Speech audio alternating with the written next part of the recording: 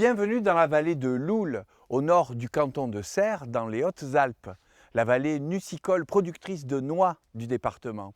Alors quand elle accueille le premier moulin à huile de noix de la région Provence-Alpes-Côte d'Azur, ça, c'est très prioritaire.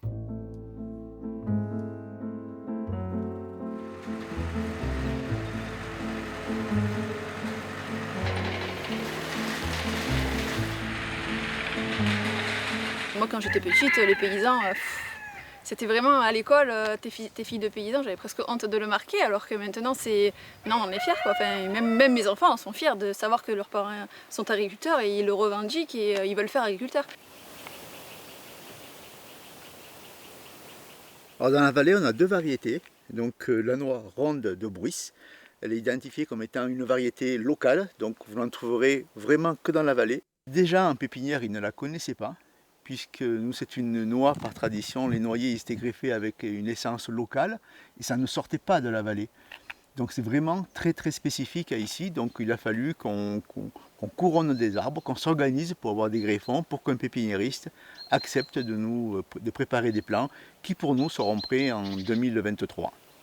Au moment de la transmission d'une génération à l'autre, Aurore, qui était clerc de notaire, a commencé à réfléchir au devenir de ces vergers de noyers, déjà en agriculture biologique. En réfléchissant à ce métier, je me suis dit, tiens, on peut faire quelque chose, parce que lui, il produit les noix, il les envoie aux coopératives, mais pourquoi pas nous récupérer la récolte pour la distribuer en direct, et donc faire vraiment un projet axé sur la vente en direct, la mise en valeur de ces produits. On a changé la pratique agricole dans le sens où on a réintroduit les bêtes sous les noyers qu'on pouvait.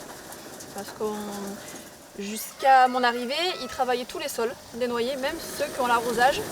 Et moi je me suis aperçue que quand il y avait l'arrosage, on pouvait remettre en herbe, à condition de mettre les bêtes pour que les bêtes puissent amener de la fumure régulièrement.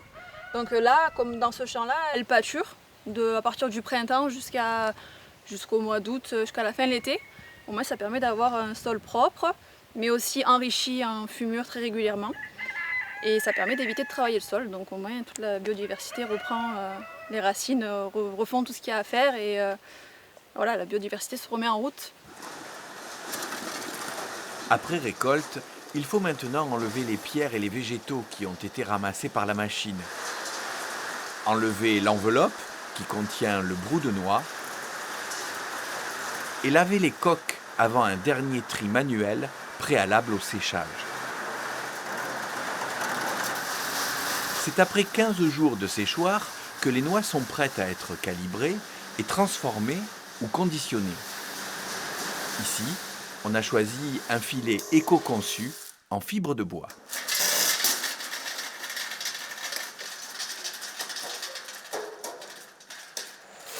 Autrefois, l'huile était pressée avec des noix de qualité inférieure et on toastait les noix jusqu'à 120 degrés pour un meilleur rendement et cacher les mauvais goûts. Aujourd'hui, à côté de l'huile vierge pressée à froid, Aurélie chauffe toujours ses noix pour les amateurs de goût toasté sans dépasser les 80 degrés. Et on est exactement sur le même taux d'oméga 6 et 3 que la première pression à froid qu'on trouve des grandes marques bio. Réputés difficiles à obtenir, les fonds européens leaders ont financé 60% du moulin pour le territoire. Sans ce projet, on n'aurait pas pu acheter un moulin. C'est quand même un investissement très important. Les gens ils nous disent « Ah ben non, moi c'est plutôt huile d'olive ». Oui, mais goûtez l'huile de noix, elle est bonne aussi. Et puis elle a plein de bienfaits en plus.